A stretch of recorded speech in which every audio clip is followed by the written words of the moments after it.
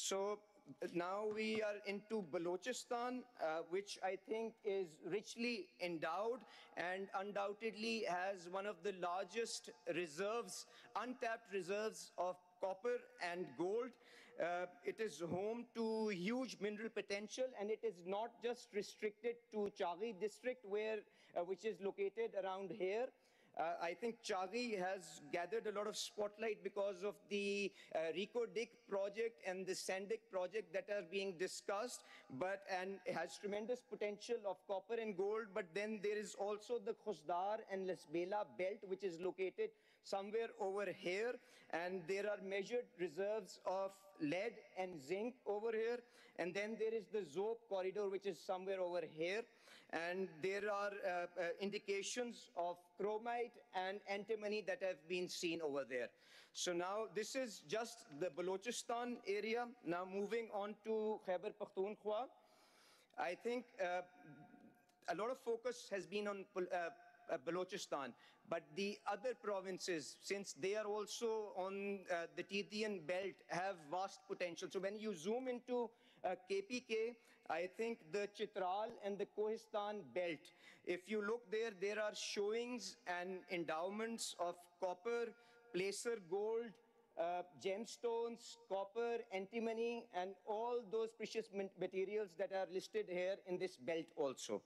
Now moving on to Punjab, I think one of the biggest reserves of Himalayan pink salt is located in Punjab, and that's potential is being excavated. And in Chiniot, there are also indications of iron ore, placer gold, and many other important materials. Now, moving on to Sindh, and we have the Honorable Chief Minister here. I think the biggest, one of the biggest reserves of lignite coal is located in Thar. The sizing of that opportunity is around 175 billion tons. And the current production that is happening there is only 11 million tons per annum. So there are a lot of projects and a lot of opportunities in gasifying this coal resource and meeting the energy and the fertilizer needs of the country. So, and then there are also dimension stones and industrial minerals that are also available there. Now moving on to Gilgit-Baltistan, I think in Gilgit-Baltistan, there are also indications of gemstones. Various projects and undertakings are being done there to develop and harvest the potential of gemstones in this belt. And then you have rare earth elements, indications of tracer gold, and many other materials in this belt also. Moving on to Kashmir, I think Kashmir, just like the other areas of Pakistan, is equally endowed with many rich minerals, which include gemstones, gold, lead, zinc, manganese, industrial minerals, and dimension stones.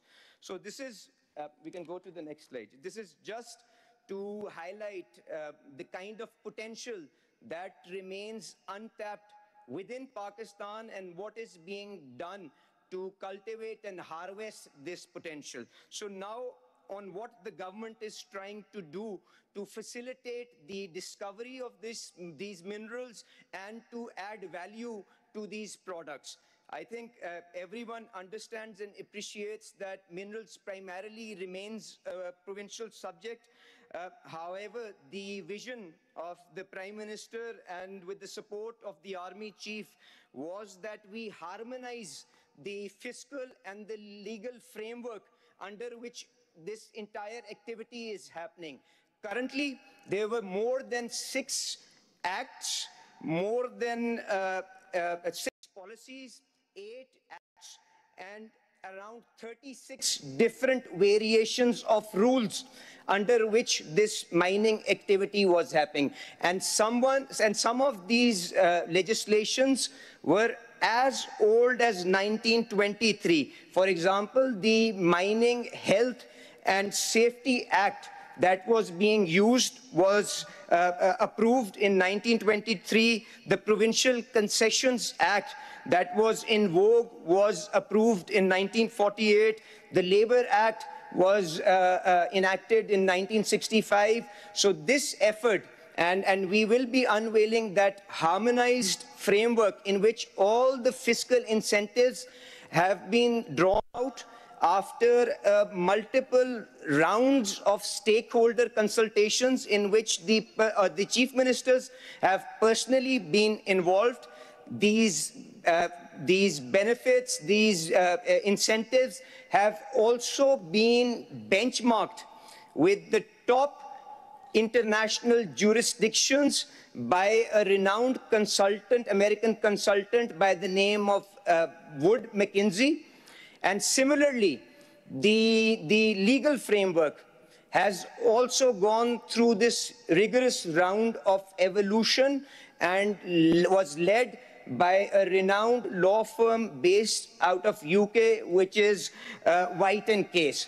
So this is an effort that has happened in the last 1 year under the stewardship of the Prime Minister. Now, what are the key features of that policy? I think the first thing that we also get to hear about is how will you ensure that the value addition is done locally in the country, and it is not just basic metals and the concentrate that is exported out of Pakistan. So the incentives, whether it be in terms of developing the royalties, have been imposed based on a sliding scale. So as you move up in the value chain, the burden of the royalties that has to be shared will reduce. So that is to incentivize onshoring of maximum amount of value addition. The other key feature is that we have tried to keep the IRR, because these are projects which require huge capital outlay, long gestation periods. So in order to ensure that the IRR is comparable to what is offered in other jurisdictions like Indonesia, in Australia, in Chile, we have tried to benchmark this entire framework with that. Then, in order to push for optimized costs and minimize the quarry losses, an effort has been done to push for corporatized and mechanized mining, which means that the investors will go through a robust screening process. The third is a lot of effort has gone into ensuring transparency in the licensing and allotment of the blocks purely on merit basis. And then lastly, a lot of emphasis has gone in ensuring that the ESG requirements are met.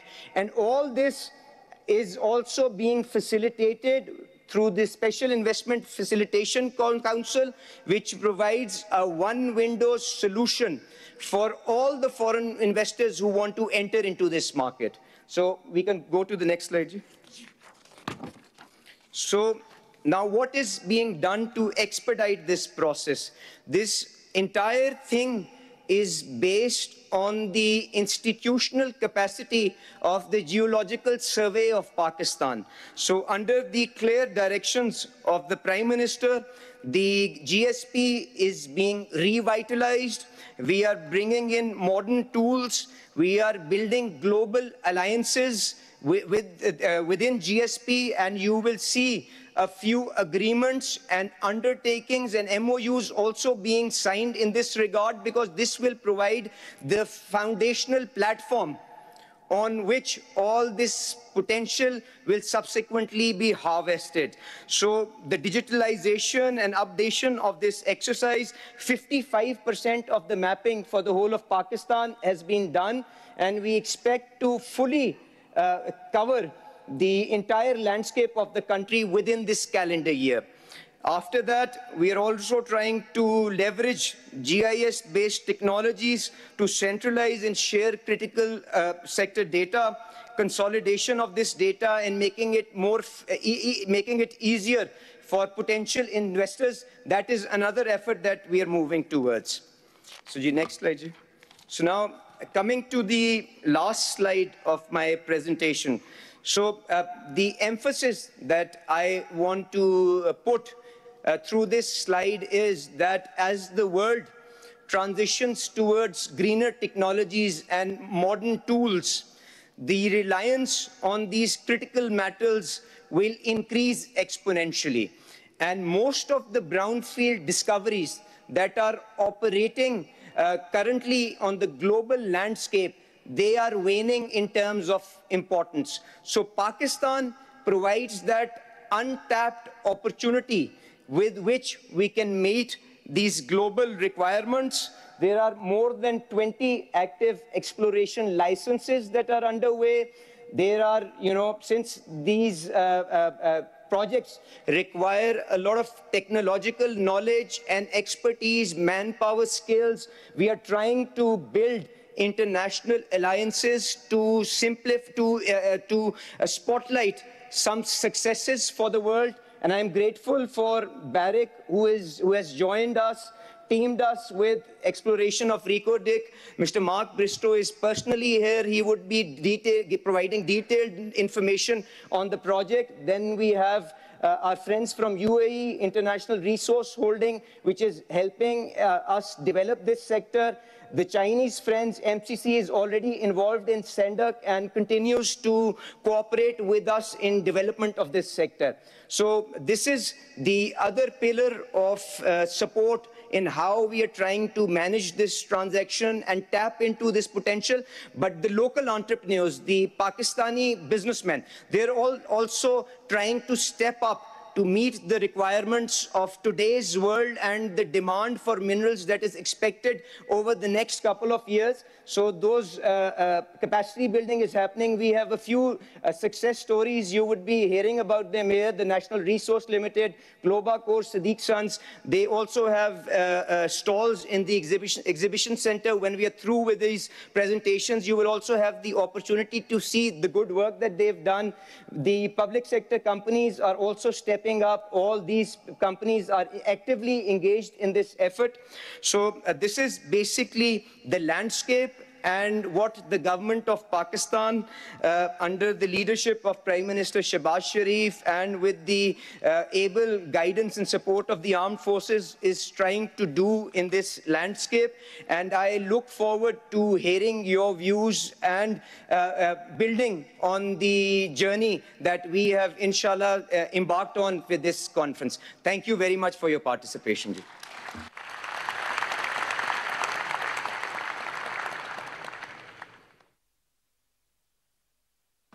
Thank you so much, Your Excellency. Ali Pervez Malik, the Minister of Energy, the Petroleum Division for the Government of Pakistan. And thank you for bringing us on that tour around Pakistan and, demonstrating to us all of the great resources that are there and how powerful and the tremendous opportunities that are there. Let's take a quick look at this little video. It'll probably bring to life some of what His Excellency has just been talking about. And let's just see our video here from the Minerals Investment Forum.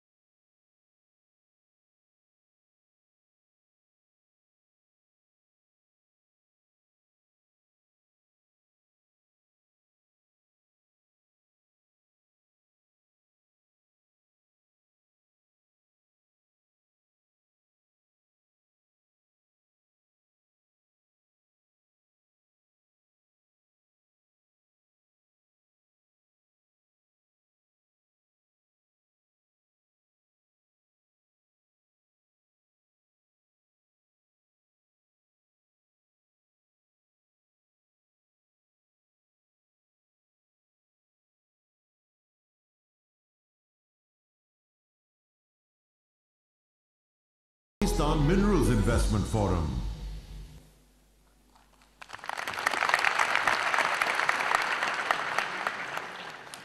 And there you heard it, the dawn of a new frontier.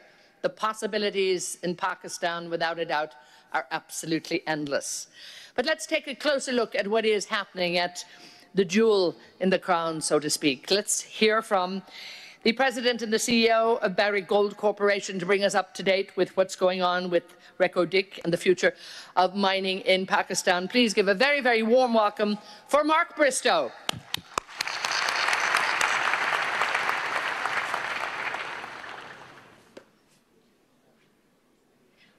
Lovely to see you.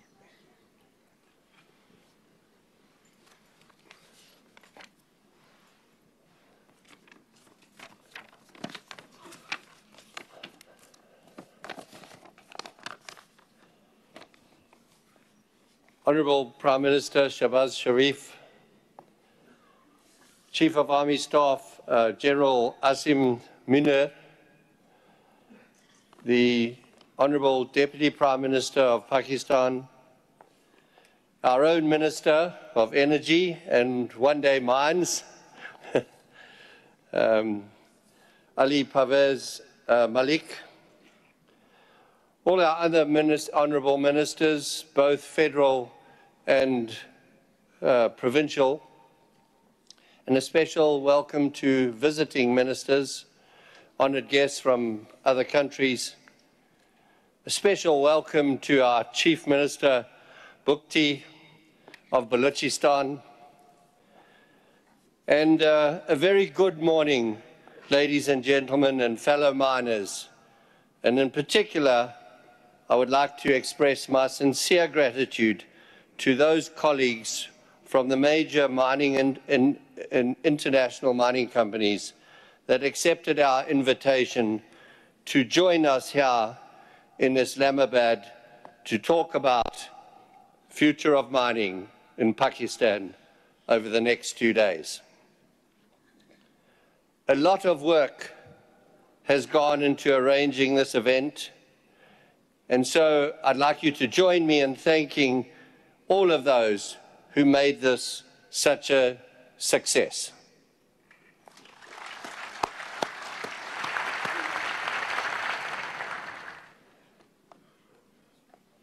This is our usual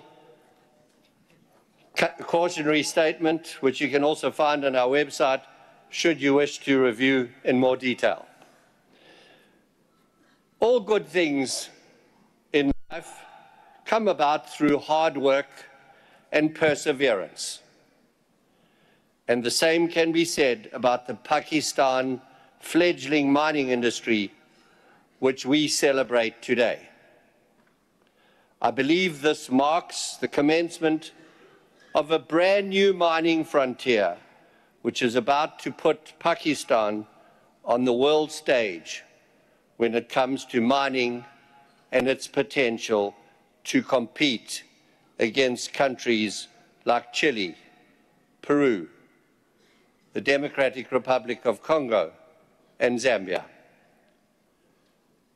I am equally proud to present the flag bearer of this event, one of the world's largest undeveloped copper-gold deposits, Reko Diq, which has been more than 20 years in the making. It is a great example of how engagement and partnering between governments and international investors can deliver something that is good for all stakeholders.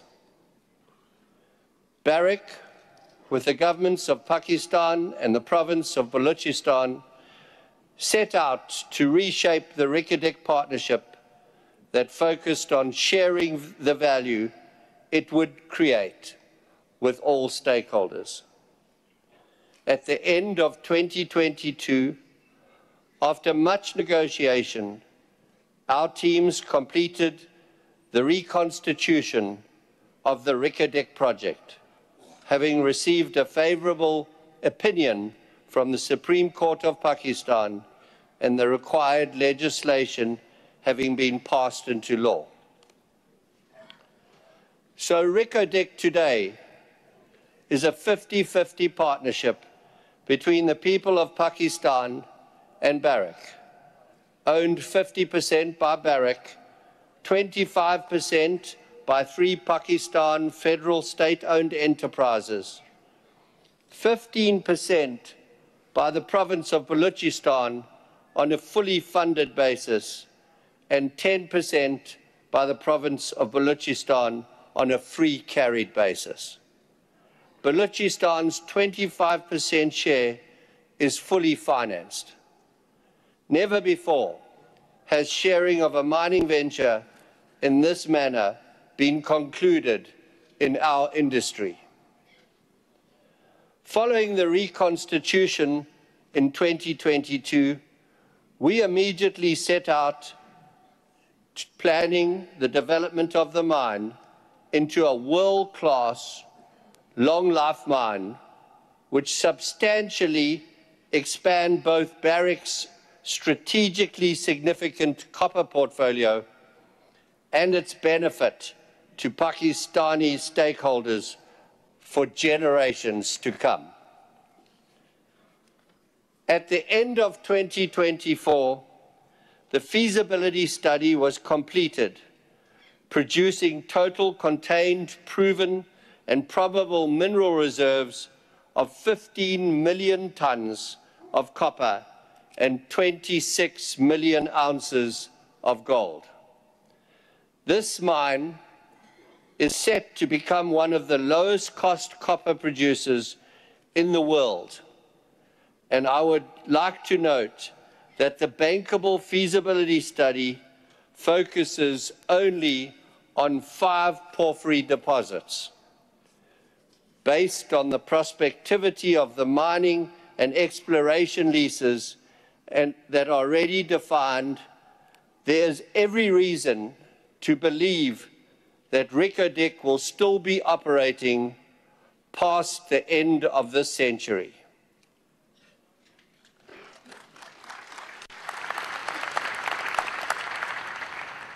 First production is planned for 2028 and targets 240,000 tons per annum copper and 300,000 ounces per annum of gold during phase 1, and will grow to 400,000 tons per annum of copper and 500,000 ounces per annum of gold during phase 2.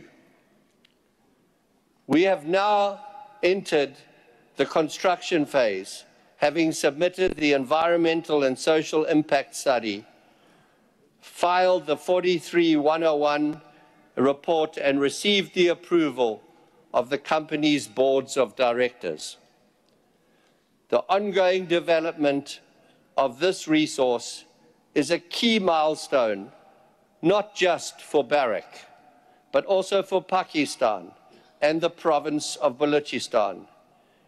And I am sure, as I said at the beginning of my presentation, Reko Diq will be the beacon that leads Pakistan into the ranks of the top global mining jurisdictions. Barrick has a proven track record of partnering with and fostering local suppliers worldwide, and we are applying these same principles and experiences at Reko Diq.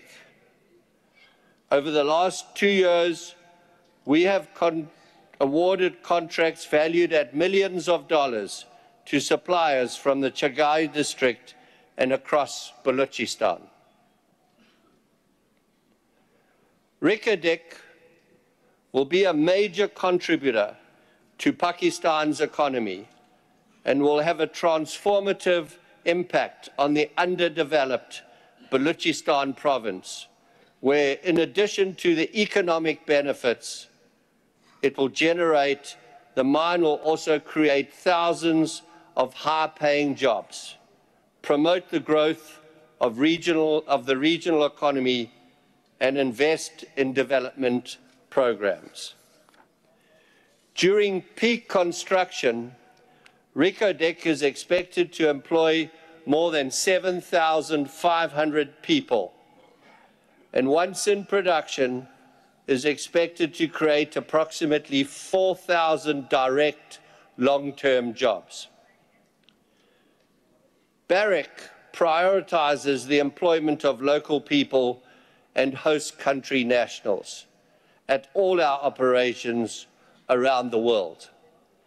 As part of this commitment, we launched the International Graduate Development Program for Reko Diq project in July 2023. Balochistan graduates selected from thousands of applicants embarked on an intensive on-the-job training program at Barrick mine sites throughout the world, including Veladero in Argentina and Lumwana in Zambia. 9 graduates have completed year 1 of the program. Another 18 have recently been selected. This hands-on experience is designed to equip talented youth from Balochistan with practical skills and insights into world-class mining operations. By the time we get to the final construction phase of the mine, we expect to have around 50 of these international graduate candidates. And at completion of the program, graduates are expected to return to Balochistan and the Reko Diq project, contributing to driving change in their communities. Their participation in the program not only helps to address the regional skills gap, but will create the foundation of management in Reko Diq based on local people. Our social investment and development plans were put in place well in advance of the start of construction. These have already improved the livelihoods of the local communities, providing access to clean drinking water, food, health, and education. We have already built and staffed clinics, a hospital, schools, technicons, and training centers. And one thing I'm particularly proud of is that most of the children now around Reko Diq go to school every day. And of those students, there are approximately 50% boys and 50% girls.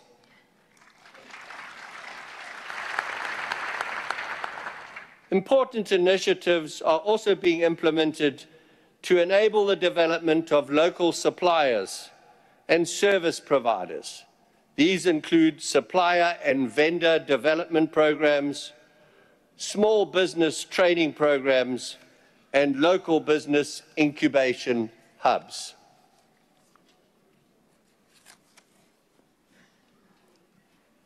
I can say confidently, ladies and gentlemen, there's still so much more to explore and invest in Pakistan. In total, just in the Reko Diq licenses, we have identified 15 porphyry bodies, and we're still finding more.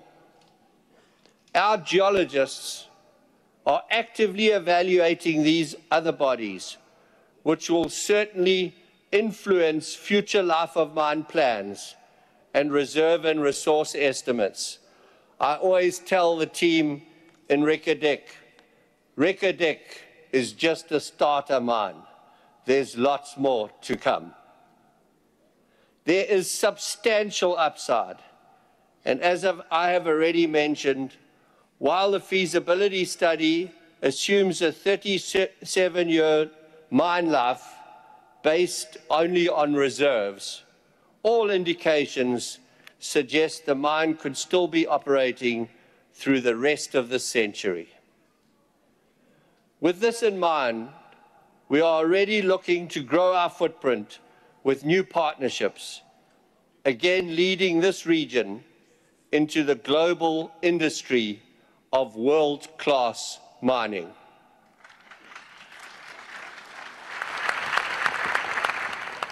Since the reconstitution of the Reko Diq project and our collaboration with the governments of Pakistan and the province of Balochistan, we have been able to build a truly world-class and one-of-a-kind partnership to showcase to the world what is possible.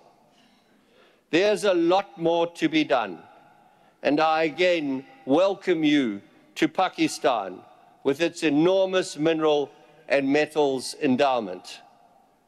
I believe we are on the verge of something truly transformational, and thank you for joining us today and tomorrow. And I encourage you to be a partner in transforming this part of Asia into a new mining frontier which will benefit all stakeholders, and in particular, the people of Balochistan. Thank you for listening.